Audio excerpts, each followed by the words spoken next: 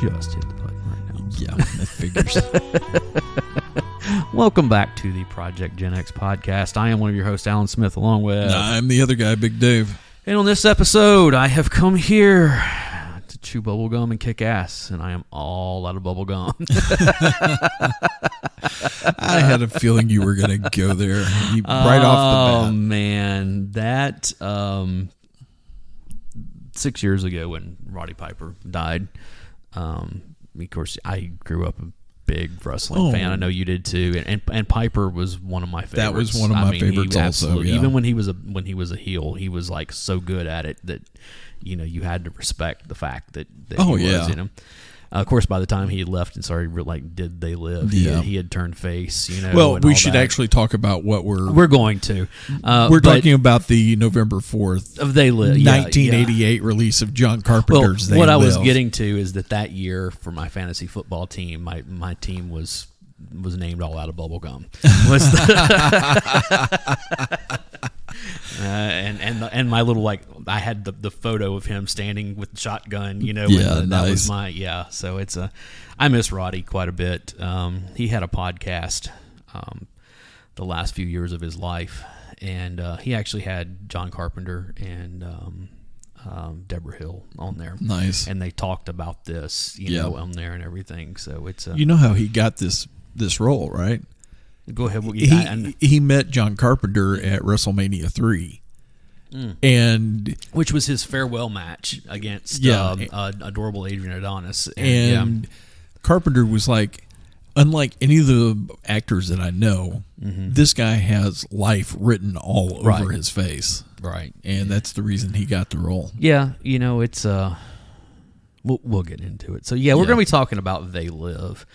We said 1988, correct? 1988, November 4th. November 4th, okay. I remember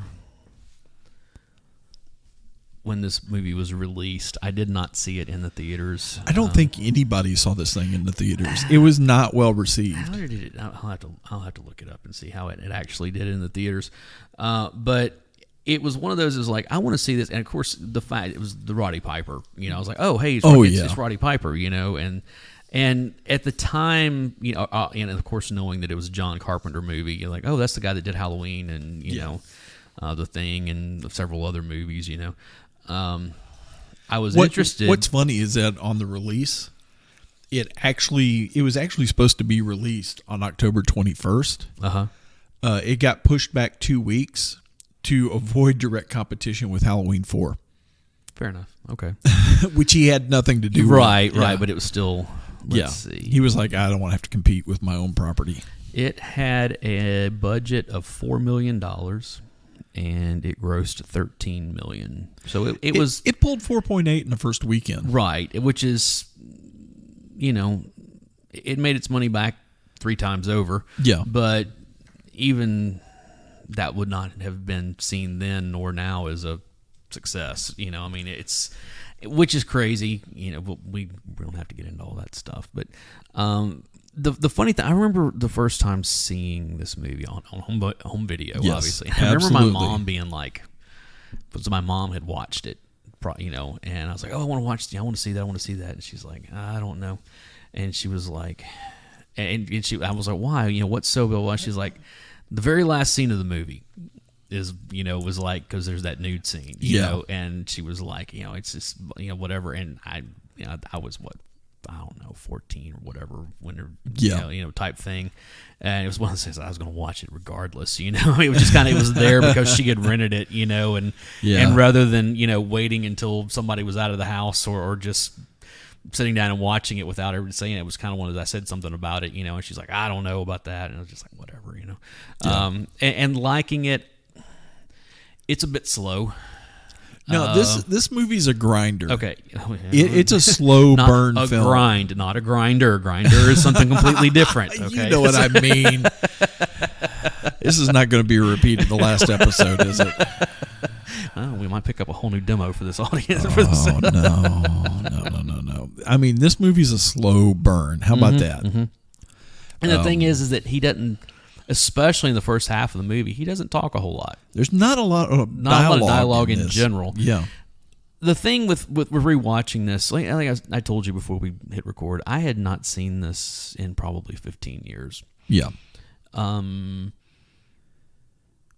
I remember watching it then. Like I remember very distinctly the last time that I watched They Live, and having whole new eyes on it than the previous times that I had seen it, and being like, oh wow, there's a lot more going on here than I remembered. Yeah, Well, and then last night being like, oh, there's a whole lot more going on here. Part of that is growing up and gaining some experience. And watching it through a new perspective every time, because it gets more sinister every time. And we'll get into all of this because what do you have there as far as because Dave came prepared for this one because he loves John Carpenter and yeah, I do. But I just pulled some notes. What do you have about like the because I know it's based on a book. It's it's not a book. Or it was a short story. It's a short story. Right. It is. Was it 8 a.m.? No, it's called 8 o'clock in the morning. 8 o'clock in the by morning. Ray Nelson. Yes. It is literally 5.5 pages long. Here's a copy of the story if you want it. I literally just printed it off. Wow. And it's very different from the movie. I will read that. Seriously, we'll read this later. The short story actually starts with, in the story, I think his name's George Nada. It's George, yeah. Which the last name is still Nada, which right. he kept. And they only say it like one time in the movie. Yeah, that's it, But it starts with him waking up on a stage, and he's been part of a hypnotist act in a theater.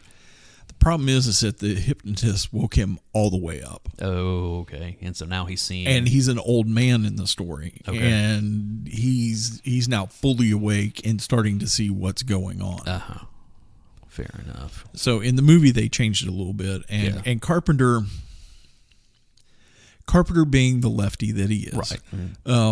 Very much. Oh, it's very much about Reagan. It's very much about the Reagan era, right. Reaganomics and all of that, and the excess of the 80s. There is a scene that like really stood out to me early on when they're at the homeless camp, and he's watching the television, and there's a politician, and it's a commercial for this, or it's like a campaign commercial. Yeah, and it's very reminiscent of the morning.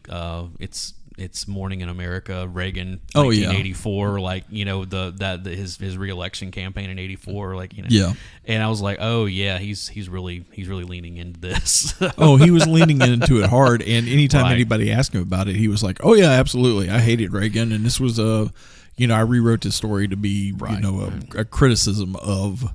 Fair enough. Whatever. Okay, cool. It's funny watching it because there's so many parallels to now. Oh, I know.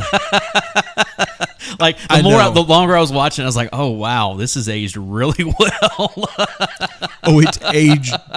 This is like fine wine aged really well.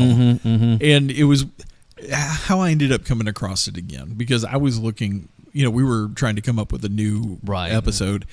And I got home from work one night, and I picked up my Roku remote, and I said, movies released this week in the 80s. Right. And this was the first one that came up. Cool. Okay. I was like, oh, yeah, great idea. Sat down and watched it, and I was like, holy crap. Yeah, that was like, because you told me that it was on Peacock, and I was like, oh, yeah, okay, I'll go check it out. And, last night I was like, all right, let's watch this. And I was just sitting there, and it was just like, oh yeah, I remember that. Oh wow, I don't remember this being so relevant now. Wow, I don't remember this being so real. Wow, that really hit things on the nose. This is why this movie has ended up on. I don't know how many different of those movie gym list that you now I'm you sure have to go back and watch. The funny thing kind of about rates up there with the John Hurt version of 1984 and some of those. The funny others. thing about it is especially talking about like. With Carpenter hating Reagan so much, and, and this being a very pointed, like at the Reaganomics of the 1980s and stuff. I wonder how he feels about it now that like it's so pointed to what the left is doing. Well, it's not just the left. And of course, we don't. It's pretty Much, everybody. it's pretty much the government in the media, and really, I get them going. Me while I sit here in the middle and point my fingers at both of them and go, "You both suck." Yeah. Well, so. Dave, we both know you're not a centrist. I am the centrist on this thing. You're more centrist than I am. I was trying to. Corey and I had dinner the other night, and we were talking, and he was sitting there, and he said something about being like, right of center. And I'm like, or he said, or being center right. And I'm like, whoa, no. I was like, Corey, you might be right of center, but you're not center right. Yeah. Corey, I love you, but yeah, I was like, I am more right of center, or center right. Well, you're almost, I'm like, I'm almost pretty center. I'm almost center, but I do have my leanings, and it depends on what topic we're talking about. Same here. I kind of tilt back and forth, but. Yeah, but just hearing him say that he was center left, I'm like, no, or center right. I'm like, no. You're right of center. You're right of center. That's you're kind of. You're not quite to Tucker Carlson, but you're definitely not in the center. Yeah. Anyway, but this thing. To have, of course, it's an alien race that's controlling everybody. Yes. But to have a level of people that are compliant, in control, and using the folks that they consider below them, right? As their. Oh yeah. And I remember watching this the first time. There's that scene. What's the guy's name? The one dude that's in the homeless camp with him that's always watching TV. He's got the growly. I'm talking about. Is that Gilbert? No, it's not Gilbert Godfrey. It's hold on, I've got it. No, right not here. Gilbert Godfrey. The character's name was Gilbert. No, it's just Drifter. Is it just George, Drifter? George Flower is the guy's name. George Buckflower. Buckflower, yeah. And which he was in Back to the Future and Starman, and he was in looks like he's in a bunch of Carpenter stuff. I think, wasn't he also, and maybe I've got my actors, wasn't he Rizzo on MASH also, or am I wrong about that? Maybe it's just the voice makes me think. I think you're it wrong might be on that. Different. It might be. Anyway, I'm pretty sure you're wrong on that one. He's just billed as Drifter on this thing. The thing with it is that there's a scene early on when they're like, whenever Nada is investigating the church, and he knows there's something's going on over there, And this guy is talking to a couple of the other ones, and he says something about, I'm hearing stuff on the street about San Francisco or San Antonio about the fight, the riots, and they've killed a bunch of people, type stuff. And then of course, when Nada first comes in, he's at the job place, and he was the talking construction about site. Well, no, when he's at the unemployment office. Oh, right, yeah. And he's saying, I came from Denver. Things got bad. We lost 14 banks in a week or something. It's one of those things where you kind of have this. There's something going on. There's an economic collapse going on. You're hearing rumors of riots in San Antonio, and of course, this is all pre-internet. Yeah. So one of the first scenes in the movie is him literally getting off a train that he's obviously, snuck across country on. He's got his backpack with his sleeping bag, and very much an obvious drifter. Right. Something else, did you notice that he's wearing a wedding ring?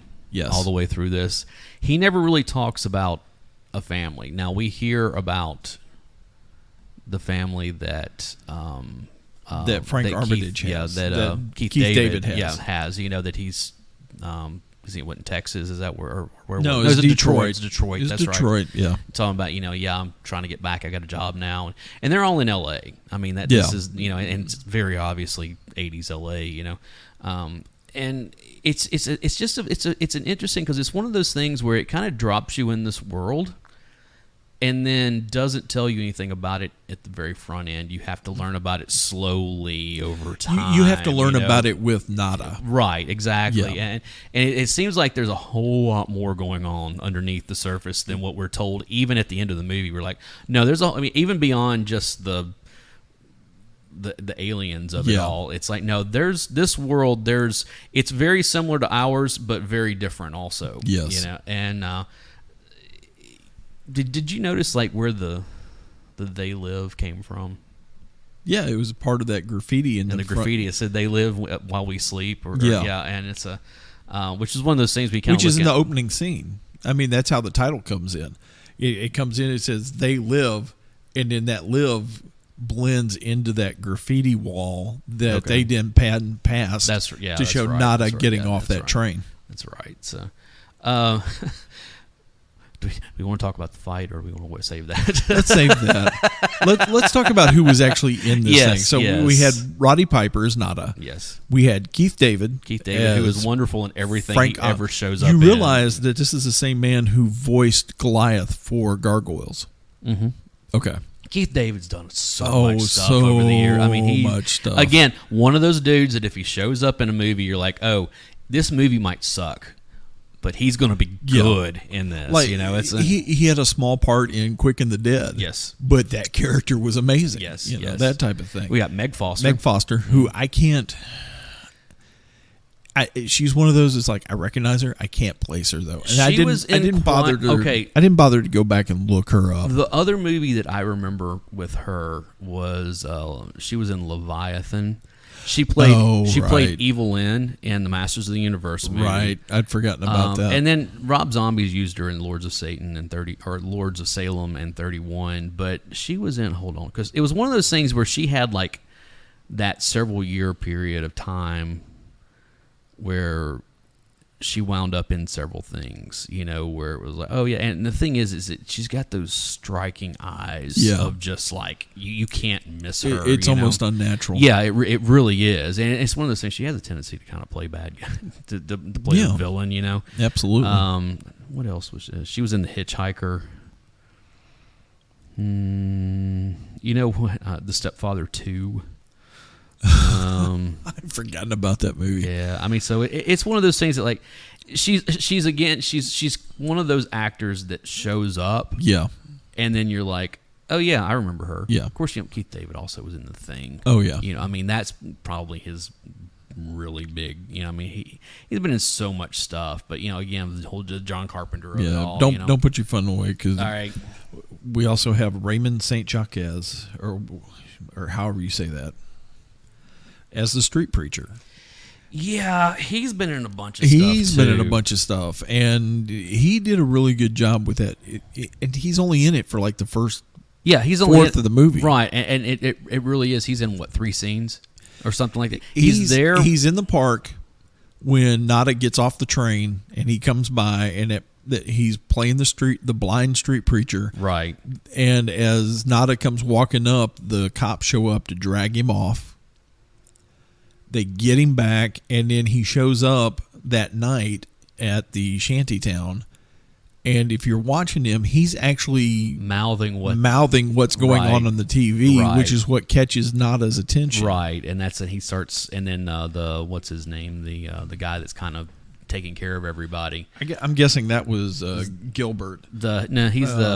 Yeah, he's the head of Peter Jackson. Peter Jason. Sorry. He's the head of the resistance, basically, and he's kind of like trying to wrangle him, like, hey, come on over, go back to the church, you know.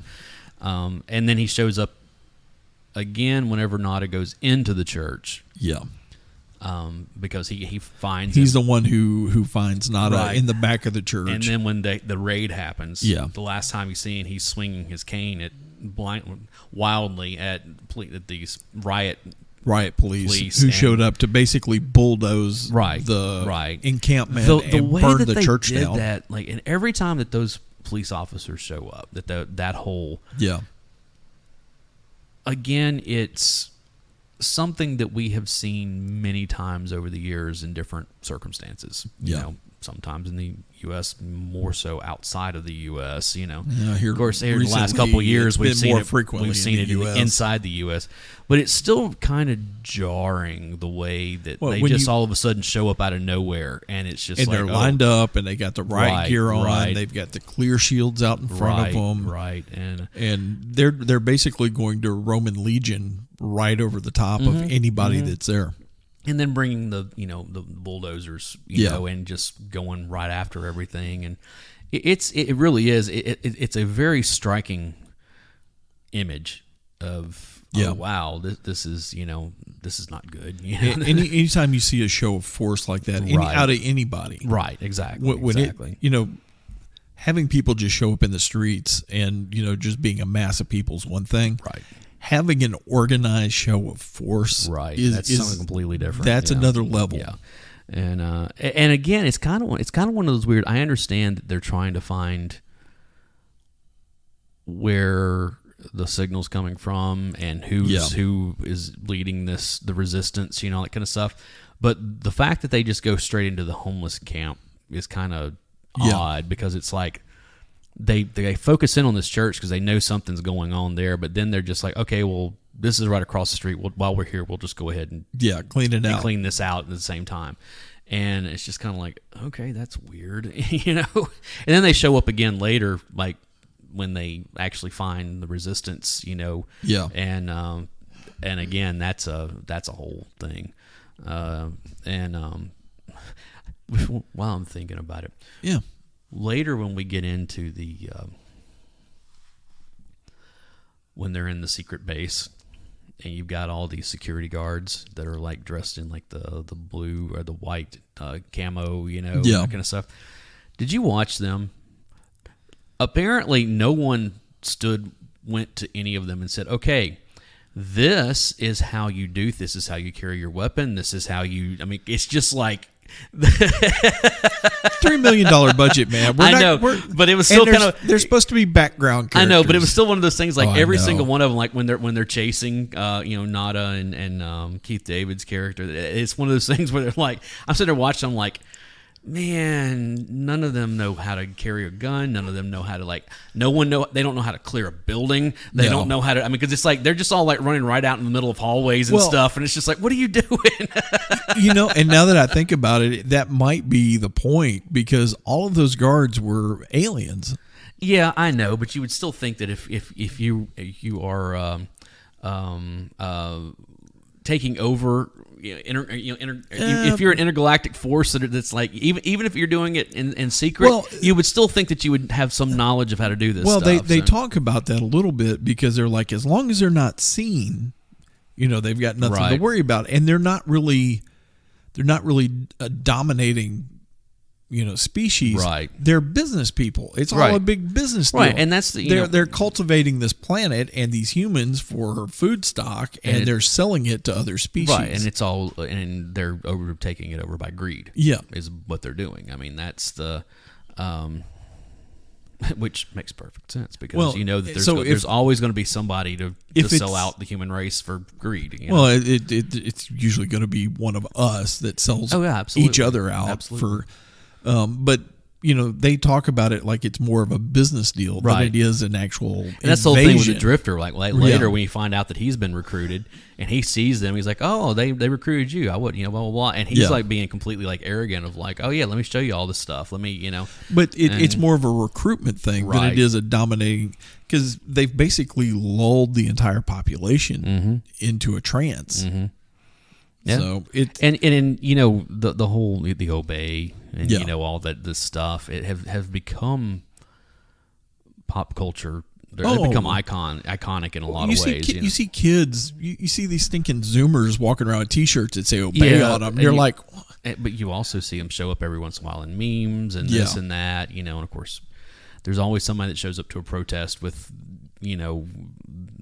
stuff straight out of this, no matter what side they're on, and I mean, it's really become, and it's kind of cool. Did you see the, Reaction does the little 3 3/4, like they're kind of like the old, like, they look like the Star Wars figures, like the 5 point of articulation, to like the Kenner stuff. Yeah, they look a lot like the Kenner stuff. They've done those for years now, but they did a couple of They Live, and it's I didn't see those. and it's the aliens, Did they do a Nada?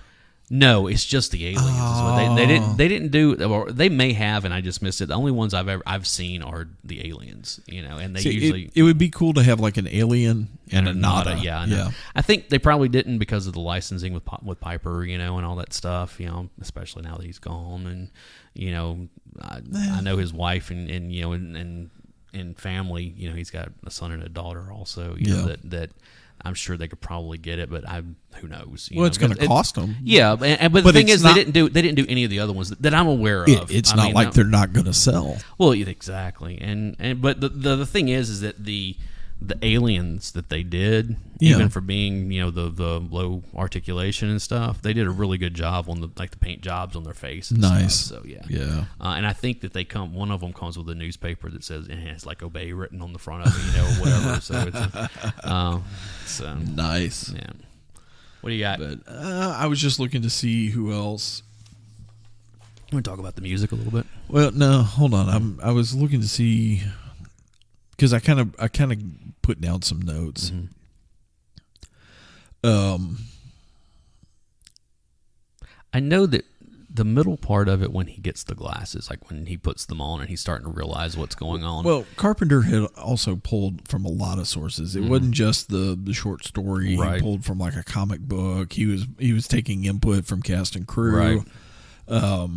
He actually decided to use the pseudonym Frank Armitage as a nod towards a Lovecraft story, because Carpenter's a big Lovecraft fan, and you can see that with The Thing. Yeah, and the nod was to Henry Armitage in Lovecraft's The Dunwich Horror. Okay, so some of that, I'm trying to see what else I had. It was kind of busy the last couple of days at work. I got you. I get it. Yeah, the whole Lovecraftian underworld part of the movie is where he pulled that from. Okay, so makes sense. Yeah, I mean, we can get into some of the music. Actually, before we do that, let's talk about the fight. This fight scene is iconic for a lot of reasons. Well, it's funny. It's funny. It's brutal. It's brutal, and it goes on forever. Yeah. And in a lot of ways, it's a wrestling match. Well, yeah, but unlike most movie fights that you see, this one's got a lot more real life in it. Yeah. They're winded. They, they get hurt and they stay down. They don't just get back up and it's one of those things. That was Roddy's influence. Oh yeah. And there is a lot of wrestling, and one of them does a belly to back suplex, and you see several different things like that, but it's most notably it was in South Park when they had the quote cripple fight episode with Jimmy and Timmy. I had completely forgot about that. And it is a shot-for-shot recreation of that fight. And it was one I remember watching that, because that was back when I was still watching South Park. I was sitting here watching it with my roommates, and when it got started, I'm like, oh, I recognize this. This is yeah. And it was like, oh yeah, okay, yeah. There were a lot of people that were talking about that afterwards. But it's one of those things that people every time this movie comes up, somebody will talk about the fight scene. And the fight scene's iconic. It is, like you said. And, of course, that and smashing up those cars. And that and when he walks into the bank with the shotgun and he says, I have come here to chew bubblegum and kick ass, and I'm all out of bubblegum. Yeah. And that was an improv. That was Roddy's. Roddy came up with that completely.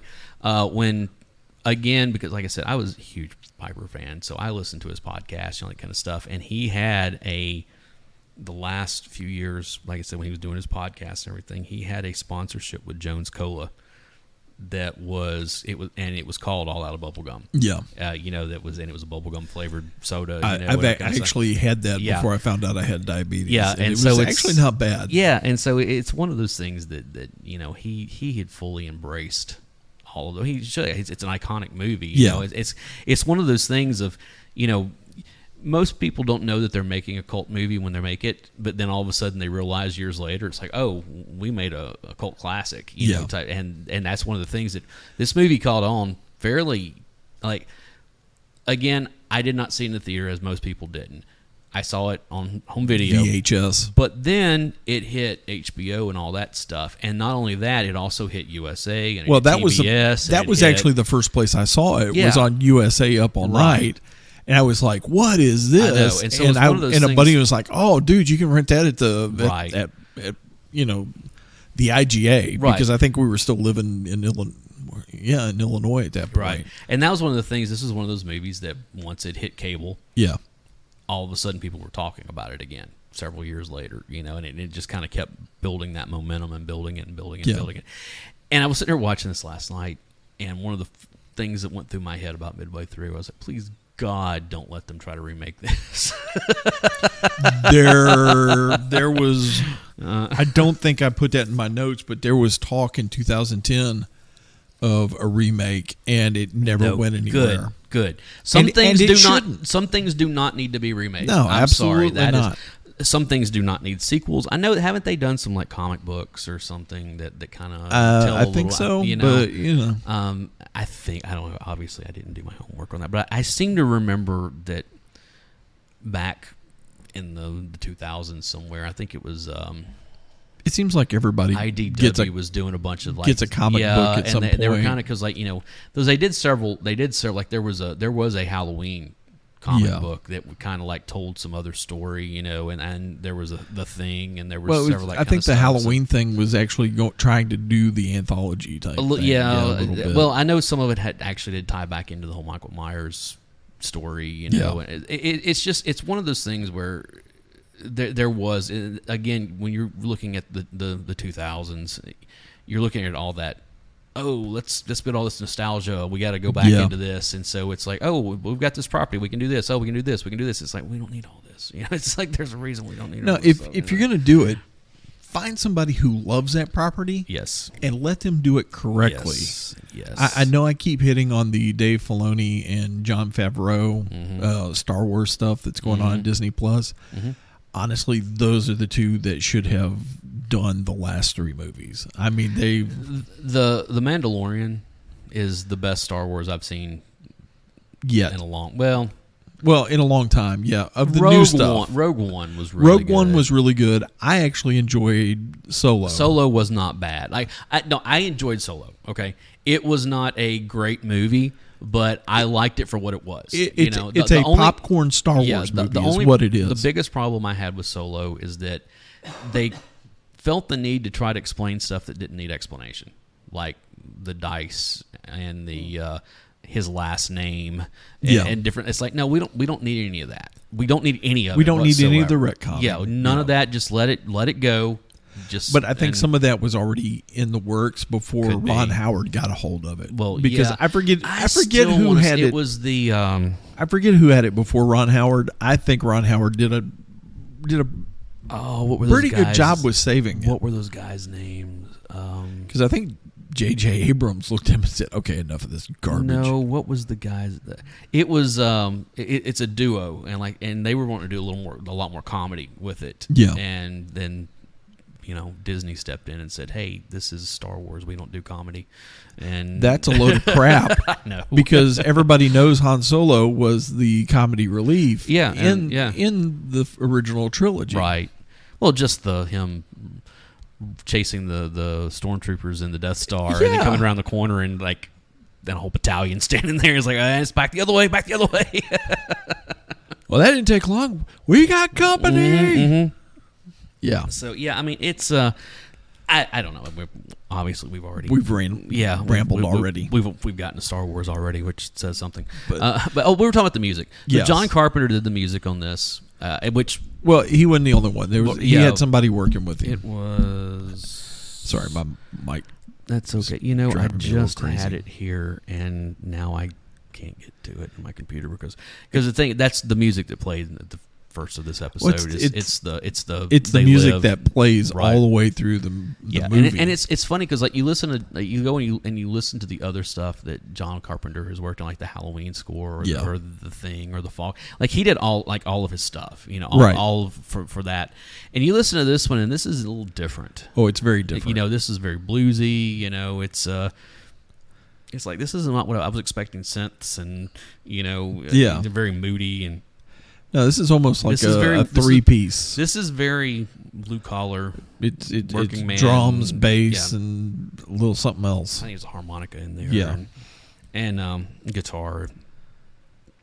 There's not much there, but no, what it's it sparse, does... But again, it's a far cry from all the synth stuff that he had done in the past. Again, it works. The best music works for what you're doing, right? That's and it doesn't have to be fancy necessarily. No, not the slightest. I mean, that's all I'm going to say is Jaws. Yeah, Psycho. Yeah, I know. Yeah, I know. Halloween. Yeah, Halloween's of those three. Halloween's a little more complicated than the others. It is. It's but it's still. Do we really want to talk about parallels? Sure, go ahead. All right. Let's get into some conspiracy theories here, okay? Or as Adam Curry says, we are your conspiracy therapists. I'm going to say, I'm going to put those two words up front. Okay, on this. Conspiracy theory alert, yeah, folks, because we do not endorse any of this stuff. It's just the things that you got to go back to the lizard people. You went right back to Bigfoot and all of that stuff. Well, but I'm just talking about, there has been this. You're talking about the Illuminati and the lizard people that actually are at the top, which falls right into this. Okay, the lizard people are supposedly alien, so it's well, here we are. They're not lizard people, but they are aliens, and people, they're shapeshifters, and these aren't necessarily shapeshifters like they talk about the lizard people being shapeshifters, right? But they definitely are masking what they really look like. Yes, exactly. That's also something in watching the movie. The fact that all of a sudden. I think it's the biggest inconsistency that I saw in this was that he puts the glasses on, and all of a sudden he not only is seeing stuff, like that's written, but he there's these drones that are flying that he couldn't see otherwise, and he's also starting to hear stuff that wasn't there before, and I'm like, I don't think it quite works that way. Yeah, but again, that's a small quibble to have on all this. So. Unless those sunglasses actually are allowing him to see through the hologram. I don't know. And if it's breaking the hologram, I don't know. And then the whole thing of I'm stretching it a bit. And they talk about with the longer he wears them, the more that it's killing his head, and all this kind of stuff. I get that, and I can understand that headache. I understand. But that was also the first set of when they're watching the transmission, it's no, I mean that's the first set of as identifying glasses. When they get to when they get to the actual organization meeting, they've upgraded and improved. They've got contacts, and I'm like, man, imagine not being able to take those contact lenses out and the headache that you would have after a while. Unless they figured out what was causing the headaches, they fixed that part of it. We're writing parts of their script for them that's not there. But, we're retconning a bit. So. I know we started talking about conspiracy theories. Oh, and the fact that they're doing all of this with the mainstream media on Cable 54. Yes, the mainstream media. We could get into all that, as well as there are some people who believe that, with the Illuminati or whatever, like the Bilderbergs or whatever you want to go into, whatever the Trilateral Commission, whichever clandestine. Wow, you went full Alex Jones right there. I'm impressed. Whichever clandestine organization you want to go with here, is basically trying to, get all the power and then basically turn everyone else into cattle, which they say in this at one point. It's that whole transhumanist movement. You got the Bohemian Grove and there's so much of that stuff that you can go into, which I love the absurdity of all that stuff. Oh yeah. And also the fact that I kind of have to keep up with a lot of it because I have a family member who's starting to believe some of that crap. So I'm like, you got to be kidding me. So it's just like, well, just add it it's on. Like I gotta know what they're talking about so I can tell them how stupid they are. Well, just add it on to your Bigfoot stuff and your UFO stuff. I know. And it's like, I'm just waiting for the, and you just leave me and my paranormal, ghost hunting stuff alone. I know. That reminds me. Did you notice when they are in the hidden base? Yeah. That the one of the security guards has got a piece of tech and he's trying to and it's straight out of Ghostbusters. It's Ghostbusters, yeah. It's the EV detector. Yeah, it's I was like, Ghostbusters. Yeah, I they know. borrowed tech from Ghostbusters. I was thinking, I was like, man, that was like 4 years later. But Ghostbusters 2 was just a year away, so I guess maybe it was in between the two. Yeah, so Carpenter called up Aykroyd. It's like, hey, I don't know. You got some stuff I can borrow? You see that kind of stuff happen quite like the the armor that they use in Starship Troopers has been in a ton of stuff. It was in Firefly and Serenity and all that. But it's been in a whole bunch of, like, they have reused that armor. They just basically, like, painted a different color. Yeah, they painted different designs and all that.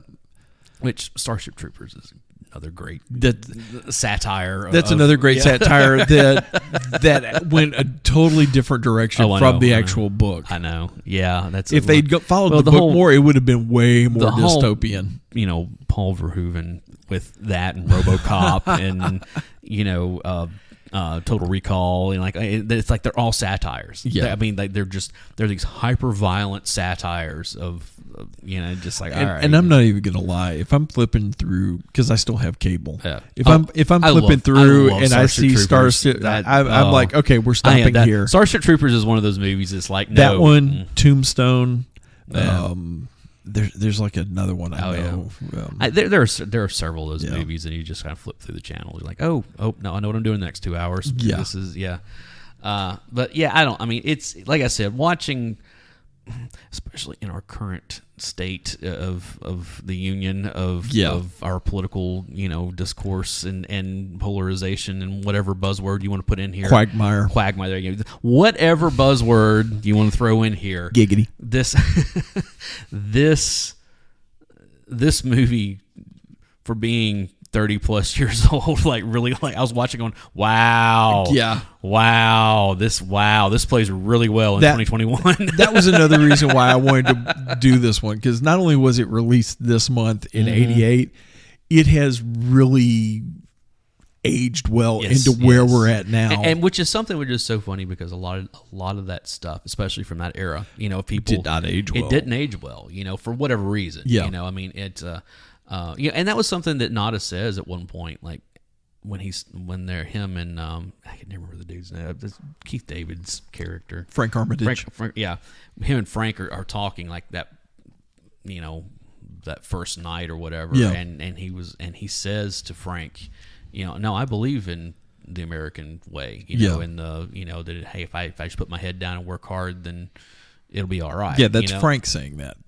Frank's. I thought it was Nada that said that. Was it Nada? It was Nada, yeah, because Frank he with everything that happened in Detroit. Because he was talking about how like the steel mills had left Detroit and everything was bankrupt. And, and he had come there. He left a wife and kids behind to try to do something. No, you're right. And Nada's like, no, I believe in the American dream. I believe that if I just work hard, then things will be all right. I have optimism. I have, you know. And it's one of those things where we see that get completely destroyed. Do we want to talk about how, of course, it was a woman that like brought the whole thing down? As I don't want to be sleeping on the couch tonight, I'll let you handle that one. That's one of the great things about being singles. I get to say all this stuff now. But yeah, it was whenever they introduced Holly or was it Molly or Holly? Is it Holly or Molly? It is Holly. It is Holly. Okay, Holly Thompson. Thompson, yeah, and who works at Cable 54. Yeah, and that's the whole thing. You see the light bulb. Oh, here's the other thing. We are called the Project Gen X podcast because we're a couple of Gen Xers and that kind of stuff. Right. let's talk about the Gen X of all this. Talk about nihilism. Don't trust anybody. There's a conspiracy. They're trying to hold you down. Everybody dies at the end. Yeah. Yep. And what's the last thing Nada does as he's blinking out? He's giving the finger to the helicopter that's blowing it out. But that last scene, the scene that it ends on, what's going on? What's wrong? Yeah. What's wrong, babe? Yeah, I know. It's such an odd it's such an odd scene to end on. It's very abrupt. No, it's jarring. Oh, I know. Where it's like blah blah blah jarring. blah blah blah naked woman. What? Oh, wow. That's the end. Okay, it's like I think he did that on purpose I know. because it was supposed to be. You were supposed to feel as jarred as what all these people waking up. Some of that kind of felt like it was. Seeing it as many times as I have over the years, it's always kind of felt like that was kind of tacked on, it almost seems like a tack on, like a cheap joke at the end. Yeah, like, hey, what are we doing here? And of course, John Carpenter has never shied away from putting nudity in his movies. But I literally think that last scene was really to make you feel extremely uncomfortable. Yeah, and it is, and like I said, it's a very jarring, it is. It's a very uncomfortable scene. Yeah. But it's not out of place, especially with everything that happened over the last couple minutes of it all. The one thing that I do, like I said, I'd never want to see a remake or a sequel to this even. No. I do kind of wonder what happens after that, though. Because let's be honest, especially in 1988. Now, I understand we're also talking about aliens, so maybe their tech is more advanced or whatever, but that Cable 54 is probably just an LA thing. Yeah. And so, therefore, the entire world is not getting...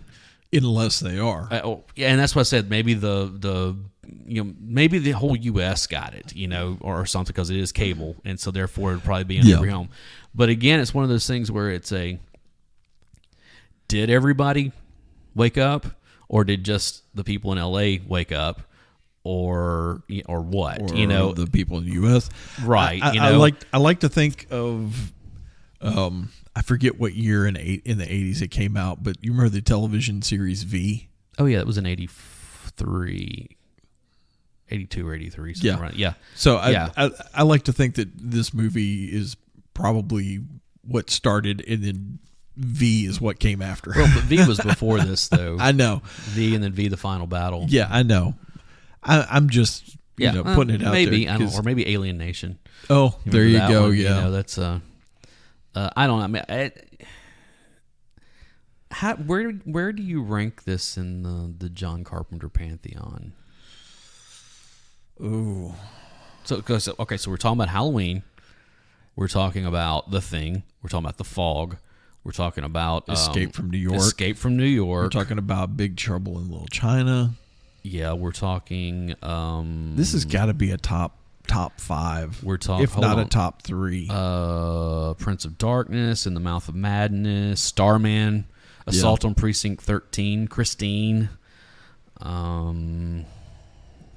This has got to be at least a top 5, maybe a top 3. I mean, obviously, he's done some other stuff here, but this is... I'm not going into all of it because some of it, let's be honest, his Vampires was not good. No, that was not good at all. But yeah, I mean, it's kind of one of those... I'm not saying everything he's ever touched has turned to gold. He has had some missteps in his history. But he did, what was it, that remake of Village of the Damned, which is not that good.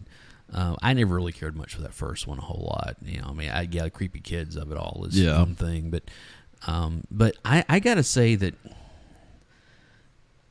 it's probably number 2 on my list, behind a Halloween. Okay. I mean, but then when you get past 2, when you get down to 3, 4, 5, whatever, they're all a jumble.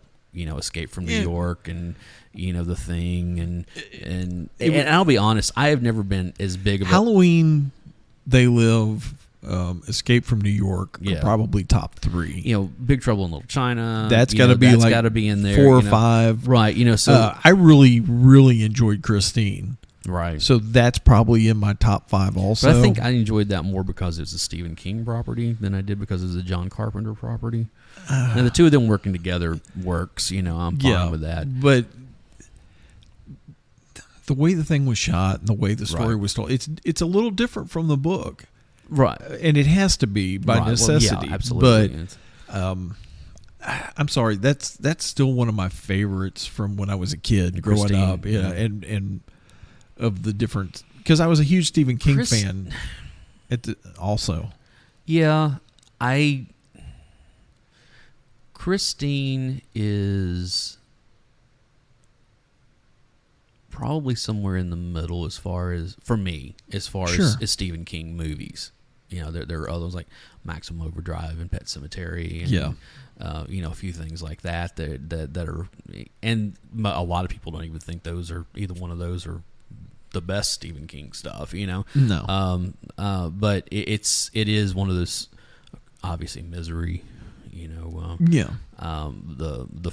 But chapter 1. But qualify that. But those mid-'80s Stephen King movies have a certain aesthetic to them. Children of the Corn. Forgot that one. I mean, I love that one. That was so good. I mean, that's a good one. There's something creepy about all that corn. There's just something about that. I know you grew up there, so you can tell. No. I lived in South Central Illinois for 7 or 8 years, and it's literally miles of corn or soybeans, and you can be on a road and drive for 4 hours, and that's all you see. Nothing but corn on both sides of you, and crossroads, because all the roads at that point. They're grids. They're grids. They just went through and gridded them off. Right. So if you miss your right-hand turn, you go down a mile and you turn right and then backtrack a little bit. Right. But, in the middle of the night, this is one of the middle of the day. I don't know what you're talking about. This is one thing that I know has been done, because I cannot confirm or deny that I may have done this, but, we would get somebody and we would... blindfold them and take them out and go snipe hunting and then just leave them out in the corn. And they'd have to walk back to town. Allegedly. I've heard about that kind of stuff happening. Yeah. It's not to mention the creepy graveyard that was out in the middle of everything that had that was a special graveyard that we'll talk about off of air. Yeah. So, but corn is. There's some, and again, it goes to I grew up predominantly in the city. Yeah. Now, I had family that lived outside of the city. Yeah. And let's call it you're a city boy. Yeah, I'll admit it. I mean, country living has always been one of those things that I've, even as a kid, I used to talk about. When I got older, I might wonder. Yeah, I know.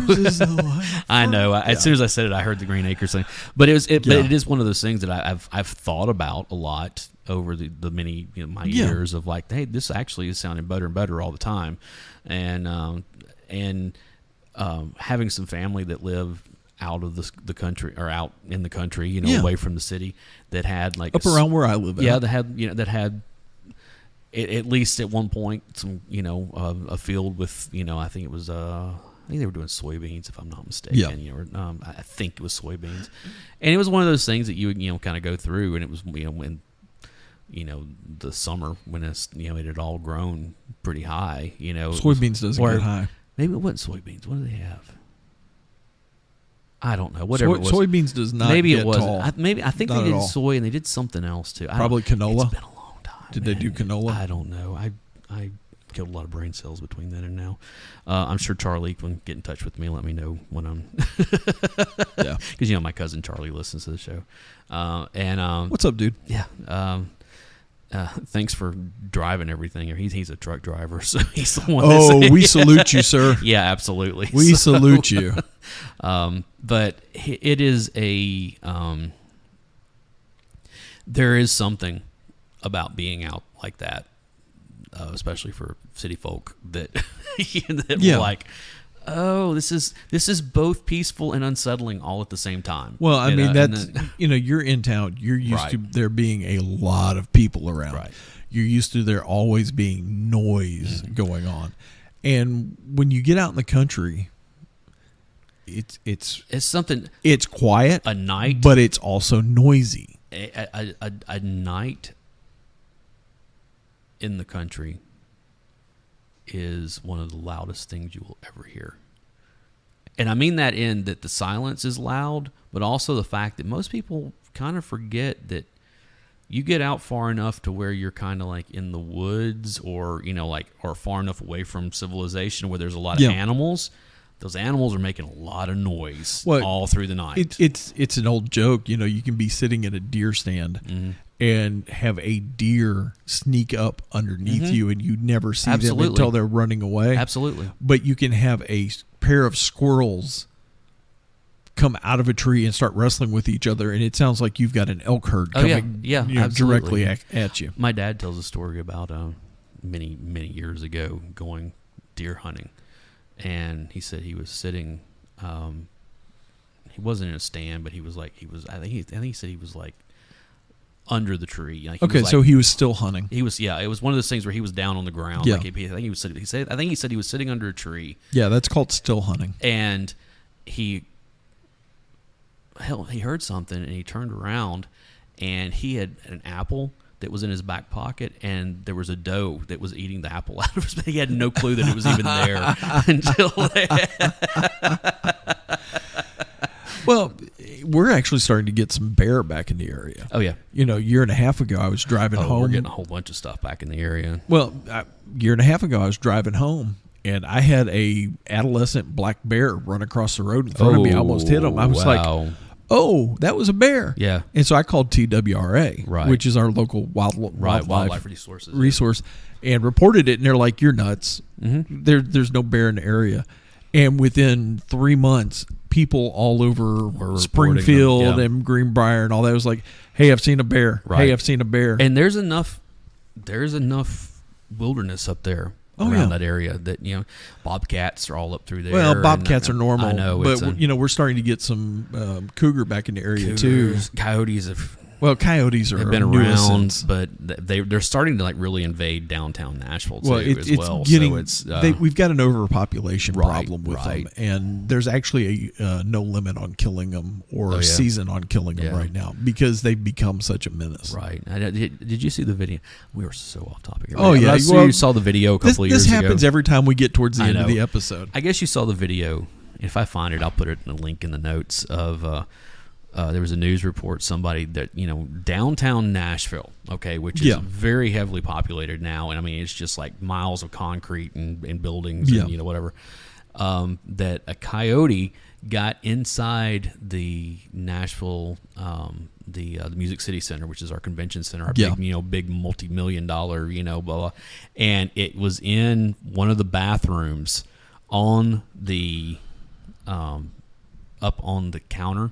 Like at the sink, like howling, like it was scared. It was like it made its way. One of the automatic doors, one of the automatic doors is open, and it got in and walked through and went into the bathroom and got up and was howling up on the thing, wanting to get back out. But the thing is, everybody's like, "Wow, a coyote!" And that's really. But the thing is, they said no, that happens quite a bit because of all the trash. Right, and I saw scavengers. One. Right, and I saw one not long after that. I was out driving, a ride share. And I was going down the interstate just outside of downtown, and it was one right running along the interstate. And you've also got to understand the amount of deer. And there's that too, dude. Because there's no hunting inside of Davidson County. Right. And so... And we're pushing them out of their their habitats. Because they're not being harvested, and because there's no... And what's sad is that more and more I'm seeing them on the side of the road where they've been hit. Because we've got an overpopulation problem in Davidson County where Nashville is because there is no hunting. Right. There's no wildlife management going on in the county because even TWRA can't take them. Yesterday I was driving down Gallatin Road over here, down a major. For those of you who aren't familiar, it's a major thoroughway, that goes like all the way into downtown, like through the north side of Davidson County. and I saw a young buck walk up. Like, I was going south. It walked up on the east side of this highway. It was a 4-lane highway, and it was standing in a front yard, and it was looking across the street, and I was like, "Oh, don't do it, don't do it." And it was one of those things. I kept looking in my rearview mirror, like, "Don't do it, don't do it, don't." And it never did while I was there. But it's one of those things that I have seen plenty of deer on the side that have been hit on the side of the road. Over in my in-laws' neighborhood in the west side of Nashville. I can't tell you how many times I've walked out their back door, and in their backyard, almost like right up on the back porch, there'll be 10, 12 deer just standing there. Well, down here, there's this Neely's Bend area over here near me that like has always been pretty rural. Yeah. I mean, even like inside, undeveloped. Well, there's a lot of farmland and stuff back down there. And in the last decade, they've started building a lot of houses and stuff and pushing them out, which means that they're pushing them from an area that's undeveloped into a much more developed area. Yeah, where I live, like half a mile from a major thoroughway, type where it's like really busy and that kind of stuff. A few years ago, I came home and there were three deer in my backyard. I've lived in this neighborhood, in this house, my entire life. I've never seen deer in this neighborhood. Yeah. Ever. Go ahead and keep pushing those up north. But it's one of those things that like every once in a while I'll see one kind of walking through the neighborhood. Here I just saw one not just a couple of months ago. It was like real early in the morning. My dogs weren't outside. I went and opened the door and let them out, and of course they immediately start. What are you doing? Sure enough, there's a young deer walking down. I've got a fenced-in front yard. It walked down the street and then walked over into my neighbor's yard and went up and over to the next street. I was like, wow. Don't see it. Never saw that until just a few years ago, and I've seen as many as 5 or 6 of them in my backyard. Y'all go ahead and push those up north. Push those up towards my house. Yeah, because one of these days I'm gonna fill my freezer. There you go. Well, the other day I was taking my son to school, and there was a young buck that was walking through the front yard, the front of that. We're talking about the original organic meat. Oh, I know, it's so good. Venison is so good, man. Venison chili. Have you ever had venison chili? Oh my God. Who are you talking to? Who are you talking to? My dad used to. My dad was a big hunter, and back when he could get around. I've never been hunting before. I've talked plenty about it. I've never shot a gun. I've never. It's one of those things that I've always like. But and being the animal lover that I am. It's like, again, a lot of family who are hunters, but the thing is they're not trophy hunters. They legit, it's one of those things, they'll go out and like, they bring the meat back, they have to have, do whatever it is, they cook it, they deep freeze it, they process, they do all that kind of stuff. And like, they eat on it for months, it really is just one of those things that I don't know that any, I don't know, there's probably a couple of them that have like the actual trophy, whatever, but that wasn't the, most hunters, when they're going out to hunt, they're going out for the meat, right? And if they happen to come across, a really right. First off, if they come across a really nice buck that's got a nice set of antlers on it and all that, depending on how old it is, more than likely they're not going to shoot it. They're going to let it go on by, right? Because they want that buck to get with as many doe as possible exactly. to replenish and build a better deer. It's funny because like where I'm living, because most of the hunters I know are actually huge conservationists on top of it. But it's also one of those things of like, I've talked to people who live in rural areas, like really rural areas, and you're like, oh, the deer and everything, and they kind of view them as they're like rodents. It's like, you understand they're going to come through, they're going to like tear up your yard, they're going to eat your crops, they're going to, that kind of stuff. So it's one of those things where it's like they understand like that. No, they're beautiful creatures, but we have to keep the population down, or else they'll. You have to do animal management, right? If you let them overpopulate, like they have in a lot of places because they've outlawed hunting, you get things like chronic wasting disease. Yes. And you also just get starvation, if nothing else, because there's just not enough food. There's not enough food to sustain them. What is it? What is that? And there's less and less of it because as more and more rural areas get developed, there's less and less food for them. And for the other city folk out there that's listening, if you ever move to the country and you're just so like, oh, look at all these deer, they're so magnificent. If you ever want them to go away, it'll happen. The day the hunting season starts, you'll not see any more. They're everywhere. Any hunter will tell you that. Yeah. Deer are everywhere until the first day of hunting season, then you can't find them anywhere. They just disappear. Yeah. Yeah, it's really frustrating. Yeah. Again, not being a hunter and not, but it's still one of those things, it comes back to it. That is the whole, I don't know how to field dress a deer. I don't know how to, all that kind of stuff. And most people don't, because they don't have to. No. Most people don't know where their food comes from. Absolutely. I mean, the majority of Americans, the majority of the world, don't know where their food comes from. Mm-mm. It's all already pre-butchered it comes from and the grocery shrink wrapped, and it comes with a a sticker on it. Right, it comes from the grocery store. That's where it comes from. It's like, no. Folks who hunt are very heavily involved in their food. And that's also one of the things, that you will every once in a while, get a conversation and something to be said about, the Native Americans, and there's always that one person, they used every part of the buffalo. Fine, what does that have to do with the conversation we're having, But the thing is they used every part of the buffalo. I mean, it was, And a lot of hunters will use as much of that animal as possible. Absolutely. In fact, a lot of the processors, here's one thing that most people don't know, is that there is a huge organization of hunters that they'll deer hunt, mm-hmm. and they'll fill their freezer, and anything that won't go in their freezer, they actually donate meat to homeless shelters. Yep. They're actually helping feed the homeless. Yep. In fact, there's a certain processor here in Nashville that if you take your deer to them to be processed, a certain percentage of your deer is going to be automatically donated to that is one of the things in Texas where they have such a problem with like the wild boars and stuff, and they have these, and some of them have come under fire of like, because they literally have these like helicopter hunts where they go out. Hold on, let's clear something up. These are not wild boar. No, these are invasive species. These are domestic pigs, right?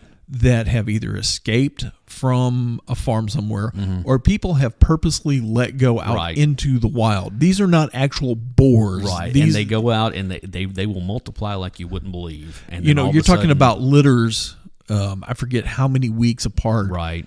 They can have litters, I think it's like 8 times a year. Something like that. And they're in the numbers of like 15 to 20 to 25 a litter. So then now you've got multiple pigs that are that become mature after a little while. They can do the same thing, and then all of a sudden they will cut a swath across a piece of farmland, mm-hmm. that looks like a tornado went across there. We're talking about millions in food process, and crops that are just destroyed. What I was getting to with that, it's not just like I said, some of these helicopter hunts have come under fire. It's just people going out wanting to slaughter pigs. It's like no.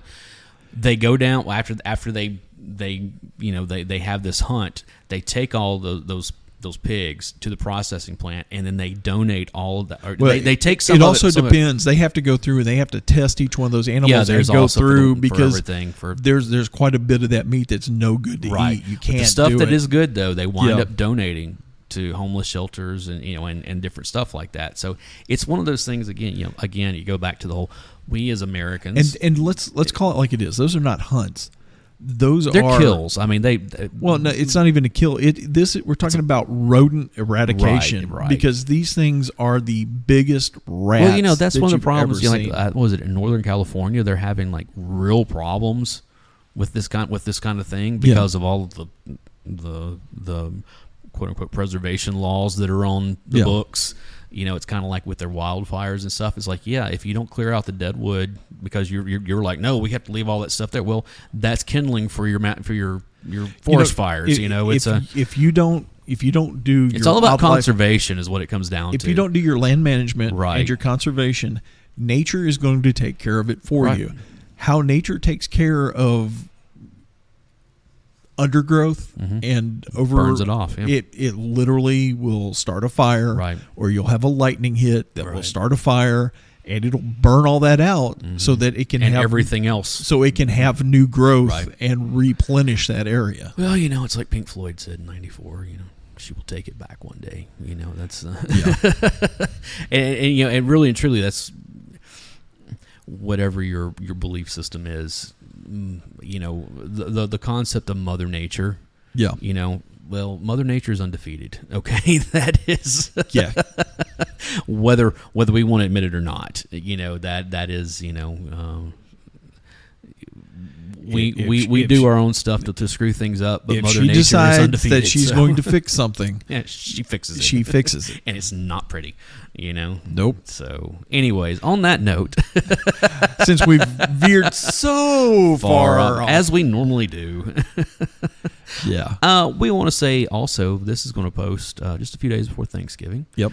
And we hope that everyone has a wonderful holiday with your family. Absolutely. Be safe. If you're traveling, if you're not, at least say hi on Zoom or whatever it is that you're doing. Yep. I am a huge, and it's one of those things, especially as I've gotten older, I am a huge proponent of family at the holidays. Yeah. I could care less about the gifts and all that kind of stuff. It's you're talking about that other holiday well, that I there's don't want that to mention too, because it might snow early. But it's also one of those things where it's obviously, having a kid now, of course, I enjoy seeing him open his presents and all that stuff. Yeah. But as I've gotten older, and I'm sure you feel the same way, that the holidays in general have just become one of those I enjoy the family more than I did when I was young. It's like used to, it was kind of one of those, oh yeah, it's fun to go see your cousins or whatever, blah, blah, blah. And then after a couple hours, you're like, all right, seriously, can I get out of here? Now I'm like, nah, dude, I'll stay all day. I don't care. It's like, no, wait a minute. Why would we go out to eat and spend money when there's 3 more meals? Right. And we're still. And there's football on. Yeah, there's that too. Of course, I'm a Cowboys fan. The Cowboys always play on Thanksgiving Day. We can't all be perfect. Last year was not a fun game to watch. So, the best part about last year's game against the Redskins is that I had Antonio Gibson on my team, and he scored like 3 touchdowns and went for like 150 yards. I'm like, yep, I won that week. I haven't really been paying attention. You guys are doing okay this year, right? Who? Titans? Cowboys? Yes. Cowboys are doing well. 7-3, I think. Oh, that's better than I would have thought. Somewhere, I think 7-3, my team, something like that. My team still sucks. So yeah, they're not. Poor Chicago Bears. But they have. We may have a base to build off. Trey of. Fields I think is going to be a good quarterback long term. He's a rookie, and he's having all the problems that rookies have. Plus the fact they've been in you guys have been in a rebuild for a while. Well, since '85, basically. Like that. Yeah. But it could be worse. It could be the Jets or the Lions. Or Jaguars, Cleveland.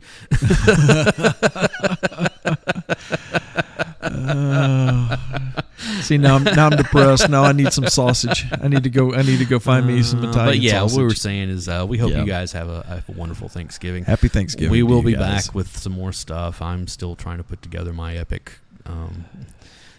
episode that when we get there you'll understand, because it's become one of those things. It's like, oh, it started off as this one thing, and then it's like, oh wait, no, there's more. Oh no, there's more to get. Oh, there's even more to get into. You went down the rabbit hole. I did, and it's